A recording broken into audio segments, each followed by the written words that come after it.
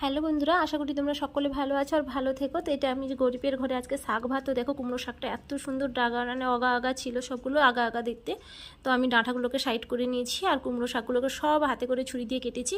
আর এখানটাই দেখো কত সুন্দর করে থেকে শাকগুলো কেটে নিয়েছি। এখানে কড়াইতে আমি কালো জিরার একটু সর্ষে ফোড়ন দিয়ে রসুনগুলোকে দিয়ে ভাজা ভাজা করে পেঁয়াজগুলোকে দিয়ে দিয়েছি। দিয়ে ভালো করে নাড়াচাড়া করে নিয়ে ভেজে নিয়ে শাকগুলো দেখো এত ছোটো ছোটো করে কেটেছি। দেওয়ার সাথে সাথে নরম শাক পুরো গলে গেল শাকগুলো। তো একটু ঢাকা দিয়ে দেবো, আমি নুন দিয়ে দিয়েছি। দেখো নুন দিয়ে দেওয়ার পরে ঢাকা দিতে কত নরম হয়ে গেছে শাকটা। তো গরিবের ঘরে কেন শাক ভাত, মনে যদি শান্তি থাকে এই শাক ভাতটাও অমৃত বলে মনে হয়। আর যেই ঘরে মনের মধ্যে অশান্তি থাকে, বিষে ভরা থাকে, যেখানে মাছ মাংস পোলাও রাখলেও তোমার মনে কোনো শান্তি পাবে না, খেয়ে শান্তি পাবে না তুমি। আমি দেখো শাক ভাতটা দিয়ে মা ছেলে মিলে আমরা খাবো, তো খুবই শান্তিতেই খাবো। আর খুব শান্তিতে আমার ছেলেরাও আনন্দেই খেয়ে নিয়েছে, চাইনি আমাকে মাছ মাংস, খুবই ভালো লেগেছে। তো বন্ধুরা, রেসিপিটা কেমন লাগলো অবশ্যই আমাকে জানিও। তোমরা সকলে ভালো থেকো, টাটা।